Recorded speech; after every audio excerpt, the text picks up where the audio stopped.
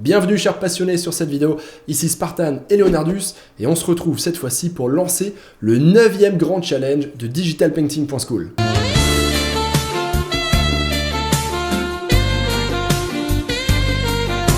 Alors vu que c'est le 9e, je pense que tu commences à connaître un petit peu le principe. Il s'agit d'un thème qu'on va donner à tous les membres de DP School. On vous donne 2 mois et vous êtes censés nous créer vos meilleures créations, vos meilleurs paintings, vos meilleurs concept art ou illustrations sur ce thème. En plus de ça, il y a plein de cadeaux à gagner. C'est l'occasion de s'amuser, de se surpasser autour d'un thème commun.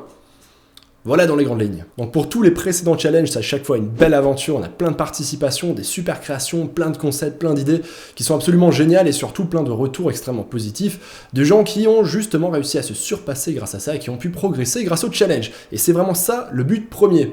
Donc après des mois d'attente, on va enfin lancer aujourd'hui même le 9e grand challenge. Et plutôt que de commencer par un long monologue, je te laisse, Leonardus, lancer le trailer.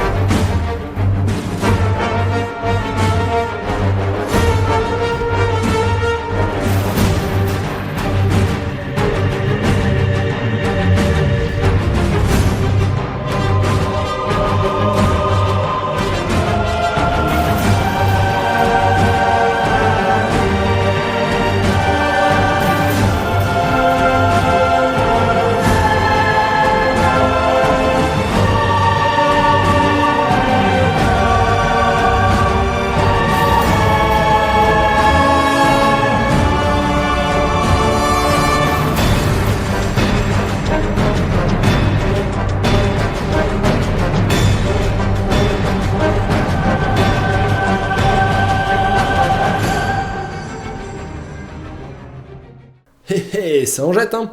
J'espère que t'aimes la fantasy.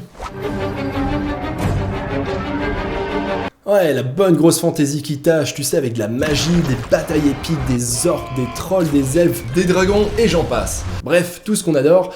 Donc tu l'as compris, cette fois-ci, digitalpainting.school se met en tête de créer un jeu vidéo fictif dans un univers de médiéval fantasy, donc on s'en fout du style, ça peut être un RPG, un jeu multijoueur, c'est pas très important. Ce qui compte surtout, c'est que vous, les artistes, vous allez devoir créer l'univers visuel du jeu. Autrement dit, on te met dans une situation concrète où un studio de jeux vidéo aurait besoin de tes services de concept artiste pour imaginer un petit peu cet univers graphique. Après tout, le secteur qui emploie le plus de concept artistes est celui du jeu vidéo, donc je pense que c'est tout à fait pertinent, et en plus, vu le nombre d'artistes talentueux qu'on a sur DP School, je suis sûr qu'on ferait un super jeu vidéo AAA.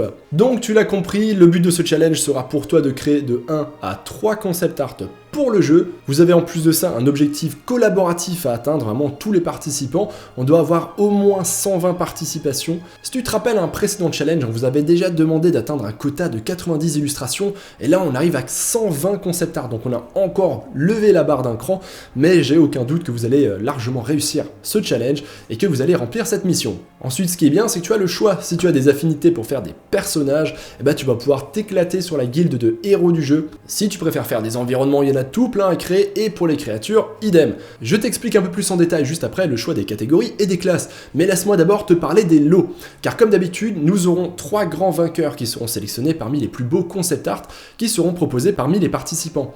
Et en plus de ça, je précise tout de suite qu'on aura aussi le prix de la créativité qui, comme à chaque fois, récompensera une création, un artiste, pour son originalité, pour son design, pour son concept, et non pas pour la qualité artistique ou l'exécution technique. Donc ça veut dire que même un débutant complet, qui ne sait pas spécialement bien dessiner ou peindre, peut très bien avoir une chance de gagner les lots du prix de la créativité. Donc c'est vraiment un des éléments clés de chaque challenge sur DP School, c'est qu'on veut aussi récompenser les personnes qui sont en train d'apprendre, qui sont en train de progresser, mais qui ont eux aussi de super idées et qui ne sont pas forcément encore à un niveau artistique excellent, histoire que tout le monde ait sa chance. Donc j'en reviens au lot, laisse-moi te détailler un petit peu tout ce qu'il y a à gagner. Alors pour le gros vainqueur, le gros lot, c'est une tablette graphique à écran Uyon, le tout dernier modèle qui va sortir de la gamme Canvas Pro, donc ça va être une super tablette graphique. D'ailleurs, Uyon fera aussi gagner une tablette HS610, c'est aussi un nouveau modèle de la marque, cette fois-ci sans écran. Ensuite, notre partenaire Yamaha qui organise les masterclass te propose de gagner des packs de librairie vidéo complètes des éditions précédentes. Donc là, il y en a pour des heures et des heures de vidéos avec des artistes absolument légendaires. Ensuite, on a un abonnement d'1 an au Adobe Creative Cloud pour la photographie. Ensuite, on aura une sacoche pour artistes Etcher Slate, mais également un bundle de Etcher Sketchbook. Ce sont les tout nouveaux sketchbooks de la marque Etcher, donc c'est vraiment du haut de gamme, c'est très belle finition, très beau papier, très beau cadeau. Nous avons pour ce challenge également un nouveau sponsor, il s'agit du Géant des Beaux-Arts qui va offrir en tout 150 € de bons d'achat aux vainqueurs. Il y aura aussi des figurines pour artistes Bodycoon à gagner, des magazines Be-Artist et Digital Creative, mais également des tutos et des formations de Olivier Cracus, qui se fait aussi partie de l'équipe de DP School d'ailleurs. Et bien sûr, il y aura des remises sur le site de digitalpainting.school et des formations à gagner, et notamment pour le prix de la créativité, puisque c'est quand même là que ça fait le plus de sens. Le vainqueur du prix de la créativité gagnera au choix la partie 1, 2 ou 3 du programme indispensable, histoire de progresser encore plus et de développer son talent grâce au cours. Je vais revenir très rapidement sur ce système de catégories et de classes, histoire que tu saches exactement ce que tu vas devoir designer en tant que concept artiste. Déjà, petite précision, note bien qu'il s'agit ici d'un challenge de concept art et non pas d'illustration. Donc là, le but n'est pas de faire une illustration avec une composition complexe, il va se passer des choses, etc. Il faut avant tout que grâce à ton image, on ait une vision claire de ce à quoi va ressembler ce personnage, cette créature ou cet environnement. Il faut que ça donne envie, il faut que ce soit original et recherché. Et c'est vraiment là-dessus que seront les principaux critères de sélection des vainqueurs. L'originalité, la recherche du design, et bien sûr la qualité. Il faut quand même que ce soit cool, il faut que ça donne envie de jouer à ce jeu. Donc ça, c'est super important, il faut vraiment que tu imagines ça comme si tu devais faire ce concept art, non seulement pour convaincre le directeur artistique que ta création est géniale, il faut absolument la mettre dans le jeu, ou encore comme si tu devais convaincre des éditeurs de jeux ou le public que ce jeu qui va sortir est absolument génial. Non mais regardez-moi ces concept art de dingue, oh ça va être super, il faut absolument acheter ce jeu. Voilà, donc c'est un petit peu ça, l'état d'esprit qu'il faut avoir, c'est créer tes meilleurs concepts, les plus cool possibles, tels que toi tu aimerais en retrouver dans un jeu de fantasy qui devrait sortir. Ouais, c'est vrai, pardon Leonardus, je m'égare un petit peu, donc je vais revenir un petit peu sur les règles et les contraintes de ce challenge. On a vraiment essayé de vous mettre en situation, encore une fois, face à la création d'un vrai jeu. Donc ça veut dire que tu vas pas faire ce que tu veux, on va pas te dire « Ah bah vas-y, fais-moi un personnage pour un jeu de fantasy ». Non, on a quand même décidé de vous donner quelques contraintes, comme si on était en train de faire un vrai jeu avec une vraie histoire, avec des vraies classes de personnages jouables, avec un impact sur le gameplay, etc. Donc, je te montre le petit tableau que j'ai préparé pour ce challenge. Donc, je précise d'ailleurs que toutes ces idées, on les a trouvées ensemble avec toute l'équipe de DP School. Donc, tu auras le choix entre 3 catégories. Ah, c'est bon Leonardus. Donc soit tu pourras faire la guilde de héros du jeu, autrement dit les personnages principaux qui seront jouables. Sinon tu peux faire les environnements ou alors des créatures en fonction de tes envies et de tes affinités. Et pour chacune de ces catégories, il y aura à l'intérieur 5 sous-classes parmi lesquelles tu vas devoir choisir de faire rentrer ton concept art. Par exemple pour le personnage, tu peux faire soit un guerrier lourd, soit un mage, soit un guerrier léger, un archer ou un support. Et tu peux constater qu'à droite de chaque classe sont données quelques idées, c'est totalement optionnel de les suivre. Ensuite pour les environnements et les créatures, les classes sont assez faciles à comprendre. On va avoir des forêts, des donjons, des villes, des environnements de haute montagne et des ruines. Et pour les créatures, on va retrouver exactement les mêmes classes que pour les environnements, parce que les créatures vont correspondre aux environnements.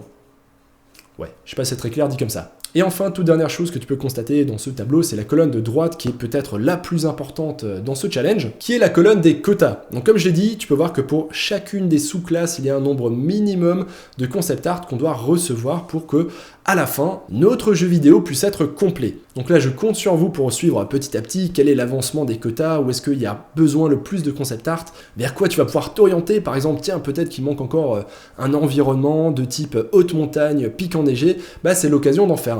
Et en même temps de sortir un petit peu de ta zone de confort. Bref, j'ai même pas peur, je sais que vous allez l'exploser ce quota de toute manière. Je sais, ça fait beaucoup d'informations, je te rassure, tu vas tout retrouver sur la page du challenge. Le lien est bien sûr dans la description de la vidéo. Tu as également le lien vers le forum pour pouvoir en discuter ou poser tes éventuelles questions. Et si jamais tu souhaites participer, et je sais que tu vas le faire, je te conseille vivement d'aller sur cette page, de bien tout relire, de choisir la classe que tu as envie de faire, histoire d'être sûr que tu ne seras pas hors sujet. Tiens, une question qui va sûrement être posée, si maintenant je dois faire un concept art de héros ou de créature, est-ce que je dois le faire sur un fond uni ou est-ce que je dois le mettre en scène dans un décor et lui faire tout un background ?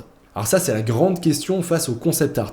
Il faut comprendre que ce qui va être surtout important si tu choisis de faire ou une créature, c'est évidemment le design de ce héros ou de cette créature. C'est vraiment ça qui est le plus important. Et généralement, lorsqu'on est vraiment en plein projet dans le monde professionnel, on n'a pas forcément le temps de les mettre en situation, de faire un joli décor, etc. Là, en revanche, vous avez 2 mois pour faire vos meilleurs concept art, donc autant les soigner à fond. Ce choix est totalement libre, vous pouvez faire un fond uni, abstrait, ou alors travailler un vrai décor derrière, histoire qu'il y ait un petit peu d'environnement. Vous avez 2 mois, donc autant faire les choses bien, autant essayer de vous surpasser et de faire la meilleure image possible. Et quelquefois, un beau décor peut évidemment encore mieux vendre un concept et mieux le mettre en valeur. Ça peut même apporter quelques précisions justement sur le design d'une créature par exemple. Si on voit un petit peu de l'environnement qui est derrière lui, ça peut faire comprendre justement pourquoi est-ce qu'il a cette apparence, pourquoi est-ce qu'il va avoir peut-être des défenses, etc., etc.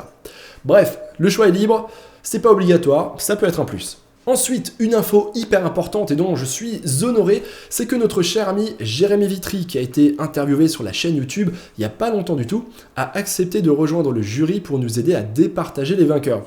Donc déjà, de 1, si tu ne connais pas encore ce bonhomme ultra talentueux, je t'invite à aller découvrir cette interview vidéo et d'aller voir tout de suite ses travaux. De 2, étant donné qu'il est concept artiste et directeur artistique dans un studio de jeux vidéo et qu'il travaille aussi en freelance pour des studios de jeux vidéo, dont Blizzard, on peut dire qu'il est plutôt calé en la matière et ça me semblait être l'artiste parfait pour aider le jury face à ce challenge de concept art pour un jeu vidéo. Donc un grand merci à Jérémy d'avoir accepté ce rôle malgré son emploi du temps très chargé. Et au passage, le reste du jury est composé de Johan, Maxime Shield, Akashmax et moi-même. Donc merci également à vous pour nous filer un coup de main pour départager les vainqueurs. Je sais que ce ne sera pas une tâche facile du tout.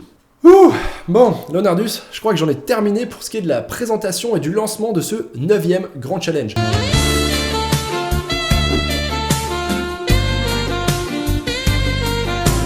Je rappelle que ce challenge est ouvert à tout le monde et à tous les niveaux. C'est l'occasion de s'amuser, de tisser des liens avec les autres membres parce que vous êtes tous sur un thème commun. Donc même si tu es un débutant et que tu viens tout juste de débuter, c'est pas grave, participe, ça va te pousser à donner le meilleur de toi-même. Le but est avant tout de s'amuser, de progresser et rien de tel pour ça que d'avoir des contraintes, d'avoir une deadline, d'avoir un sujet collaboratif avec d'autres membres. C'est hyper motivant et le but de ces challenges, c'est vraiment de vous faire progresser et que vous vous surpassiez. C'est l'occasion de te faire des super concept art pour ton portfolio et bien sûr de t'amuser et de progresser. Voilà, cher artiste, j'espère en tout cas que le nouveau thème que toute l'équipe a trouvé va te motiver à participer. Comme à chaque fois, je sais que vous allez encore nous balancer plein de belles choses dans les yeux, donc moi je suis super impatient de découvrir tout ça. Pour le mot de la fin, je tiens à remercier toute l'équipe de DP School qui m'a vraiment beaucoup aidé à trouver ce thème, à trouver les règles, les classes, etc. Donc merci à tous, big up à l'équipe. Un grand merci également au jury, dont je le redis, à Johan, Maxime et Jérémy.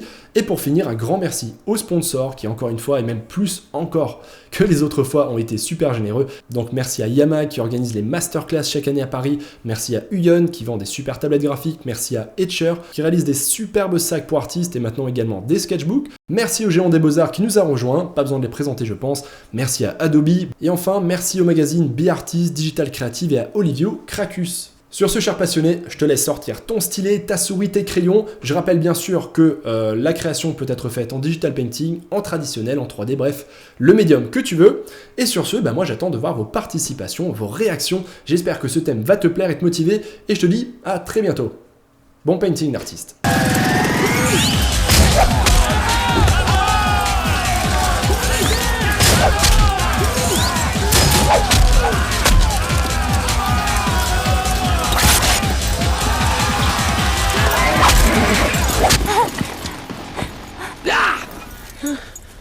Je plaisantais.